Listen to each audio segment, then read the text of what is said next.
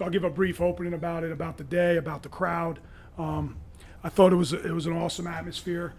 A little bit different, obviously, than being in the rack. It's hard to get that feel of the people right on top of the mat, but still a tremendous crowd. Good for New Jersey wrestling. Thank Princeton and their administration for all their help through this. About 7-8 months in the making.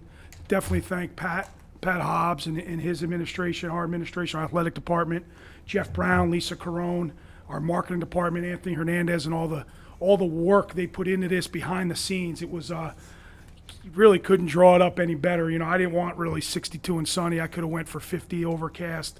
You know, I would have dealt with that, and that would have been great. But you know, when you blow the whistle at 125, it's all about the guys and the matches, and that's kind of was our focus. So I didn't really get a feel of it. I looked around and was pretty proud that we were able to pull this off. And I can tell you this: we need to get better as a team.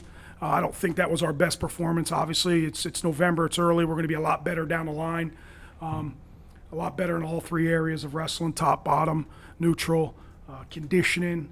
There's a million things that go into it, and there was no excuse. I give Princeton a lot of credit. They wrestled extremely hard, won a lot of periods at the end. You know, won a lot of matches at the end of periods, and that's, you know, there was a lot of nationally ranked matchups there, and it was good. Good for, like I said, good for this state, good for both programs.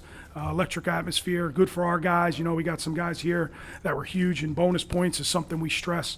They're really, really important to this program, and I can't tell you how many times we've been in 5-5 splits, but you know, through the years, and it's just it's somebody else stepping up. So today is Gravina and Richie and Van Brill with bonus point wins, and that's huge for this program. So with that, I'll answer questions, and we'll go from there.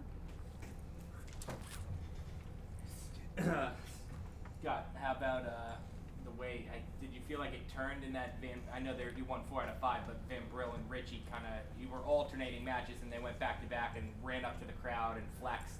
Yeah, they tried to get into it. You know, that's one thing where our guys are good at, is getting the crowd all pumped up and wrestling extremely hard, and it's easier to do in the rack, right? I mean, you don't have to go too far, and the place is really, really loud. So it was different, but that doesn't really stop those guys from doing it and getting into it. And Van Brill and Richie, they get into it, and Gravina and even Kenny Theobald, but Kenny's got to score a little bit more before you start doing that. But anyway, a win's a win, and yeah, so I felt that energy. I thought Van Brill, that's a swing match for sure. I felt really good at 84. I felt really good at 65. Who knew what was going to happen at 57? And that kid, that's 3 in a row now. He's put on against some pretty good kids. So that was huge, and it was a huge momentum turn. It's something we really, really needed. It was either that or 74, and we got it at 57. How important was it for guys to stay focused the way they did? It seemed like everyone really locked down after Anthony's loss. Yeah, you know, you worry about that. You know, you were arguably our best guy goes out, and that's not Anthony. You got to score. You can't hold the lead, and we talk about it all the time. We're sitting on a lead, waiting, and bad things happen when you do that, and then you could feel the place deflate a little bit. And I know the way our guys probably responded. You know, I know the way they were like, wow. Just talking to him a couple before, if Anthony wins, we're going to roll this thing. And when he lost, I start worrying about that. But I knew what we had. I knew Kenny's a fifth-year senior. You know, Richie's a senior. I knew what we had coming. Again, I was worried about Van Brill in 74, but I knew what we had coming. But that's you know, I'm proud of the way these guys responded after that. You know, I'm proud of the way they responded after Anthony losing. Scott, Anthony's lost before, you know, tough losses too. But I mean, what was your message to him afterwards? We haven't spoke yet. We haven't talked yet. We will, and he knows. He knows. He sat on a lead. Bottom line, he sat on a lead. He trains extremely, way too hard to be sitting on 3-2. He's got to make that 5-2, and obviously he's going to learn from it, get better from it, and he'll be ready to go as we move forward. But you know, we got to get that match back somewhere along the line, whether it's Midlands or whatever the case might be. But you know, you can't do that and win a national title. That'll be my message to him. Scott, as far as the event itself, you said you were hoping for 20. You got 16,000. How did you feel about the way it all went off? It was great. It was great. The bowl was filled. That's what I wanted to see. People came out. I don't know where we were as far as students go, but we don't really draw students anyway. So I'm excited about these New Jersey fans, these high school programs, these recreation, junior high programs that got a chance to come out. And maybe, you know, there's a couple thousand in the stands that for the first time saw a wrestling match. And it was a pretty exciting wrestling match. So it was good. It was a great atmosphere, and I'm happy with it. Just to follow up, because this was so long in the making, Was it what you envisioned now that it's happened? Yeah, I envisioned us wrestling a little bit better, but that's what I envisioned as far as the crowd.